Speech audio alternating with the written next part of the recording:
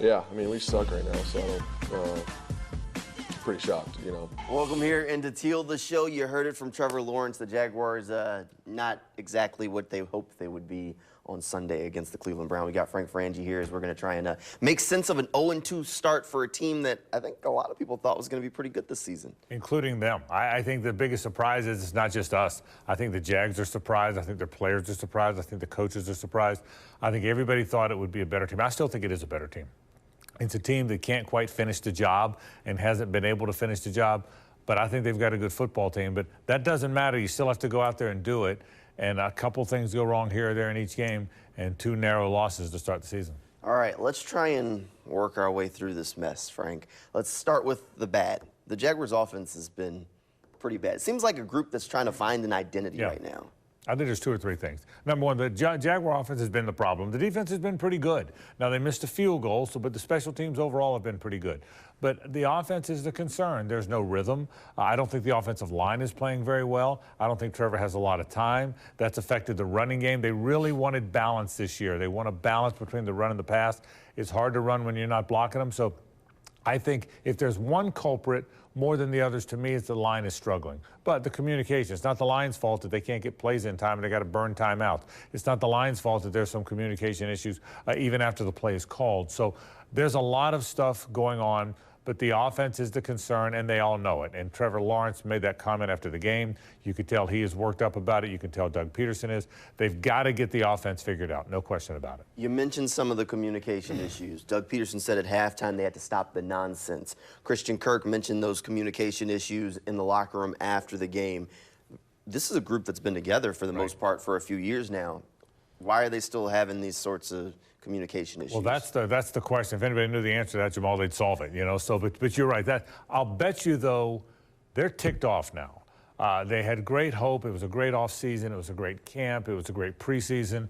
And then they lost the game against Miami because they didn't finish. They played very well for 2.5 quarters, and that game didn't finish. So I'm not saying there wasn't a sense of urgency, but they felt like they were right there. They just didn't finish.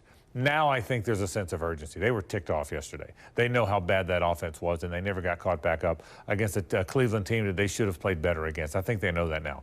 So I wouldn't be surprised now to see some changes. It might not be visible changes that you and I are going to hear about. They're not going to announce this person's changed to this or this person's changed to that. But I'll bet you internally they're going to talk about communication. They're going to change the way they do some things.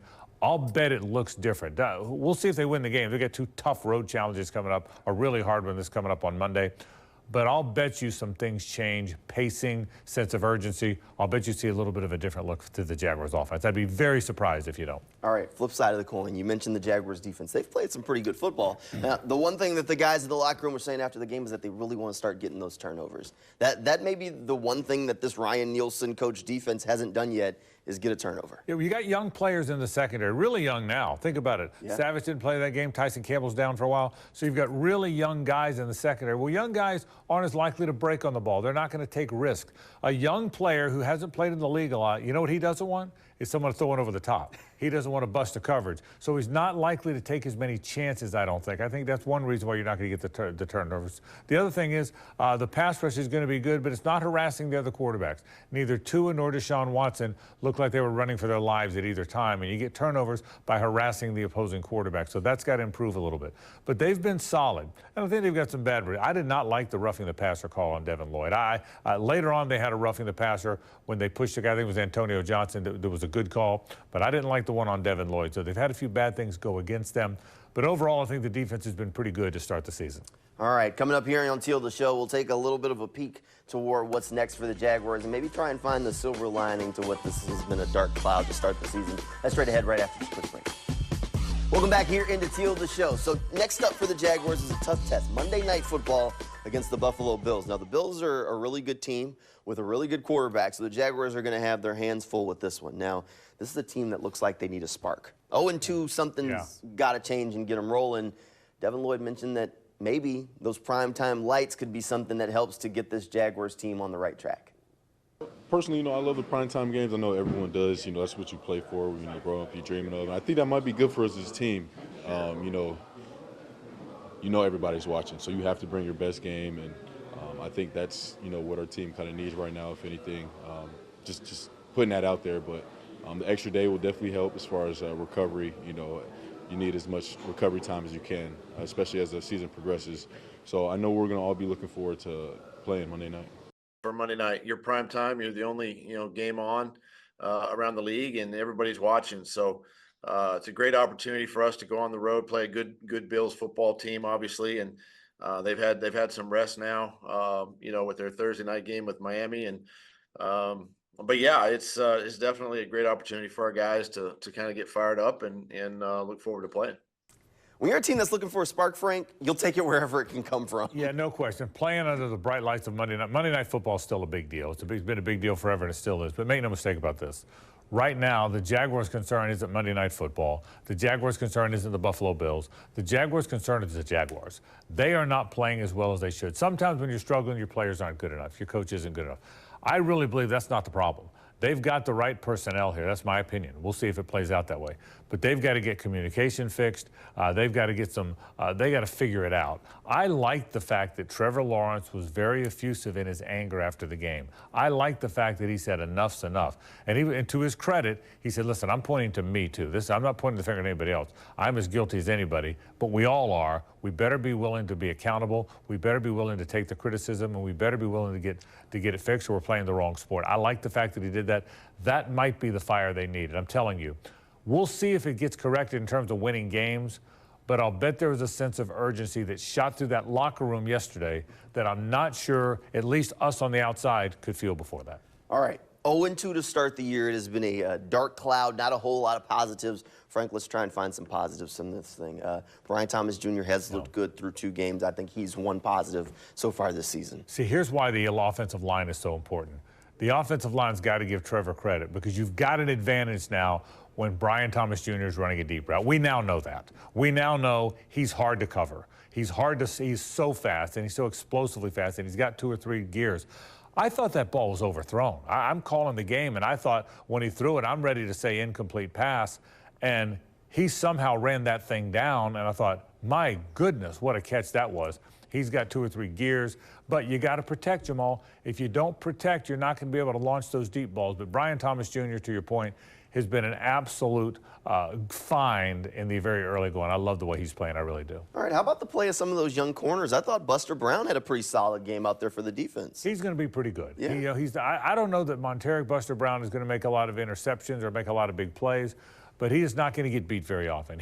You could tell he took the challenge, didn't he? With Tyson Campbell, their best defensive back down, he said, this is on me. It's my time. This is my time now. And it is Monteric Brown's time. At any point, a young player in a career that wasn't, a young player in the league that wasn't drafted particularly high, at some point, it's your time. And it became his time, and this is his time, and I'll bet you he plays very well for them. I like the way he played. I agree with you on that. All right. Normally after wins, we do the Frank Frangie game ball. We're not going to do that after back-to-back losses, but have there been any other bright spots on the team in your opinion? Well, I think overall the defense has been a bright spot, the way they communicate, the way they're playing a lot of players. Ventrell Miller's playing a lot of football, and he's playing well. Chad Muma's playing a lot of football. They're rotating guys in. They're rotating a lot of defensive linemen in. Miles Cole's getting some football. Some guys that you didn't think would play early on are playing some. Eric Armstead has certainly changed them. Big sack last week, drew a holding call this week. So I think there's defensive pieces, Jamal, not just the defense overall. There's defensive pieces now that are working, and that are working well. They've got to keep working. But I like part of the defensive stuff. Logan Cook is still good. I hate it for Cam Little that he missed the field goal, because I think he's going to be a good kicker. There's good pieces there. I also hate that they lost Tank Bigsby. I think Tank's a guy that really showed something. If you want to run the ball and you want to have a downhill running game, he is your downhill runner. There's no getting around that. And they lost him really at the beginning of the game and never had him as a running back again. But I like what he's doing too. I'll give you one other one. Brenton Strange had to step up yesterday with Evan Ingram out. He's a pretty good pass-catching tight end if they can find ways to get it to him. I thought he played a pretty good game. So there's some bright spots. The problem is they haven't found a way to turn those into wins. All right. We're almost out of time here on Teal the Show, Frank. But one thing I want to throw at you before we run out of time here. The personality of this team, this Doug Peterson, Trent Baalke built roster, for the past couple of years has really been one that comes out punching when their back's against the wall. 0-2. Right. Staring at possibly 0-3 going into Buffalo. Tough place to play Monday Night Football. Their back's against the wall. Yeah, it is. I have to caution people. 0-2 is 2 games under 500. But it's different than being 7-9 and you're 2 games under 500. There's only 1 game left. There's a lot of season left, all right? There's a lot of time to play football here.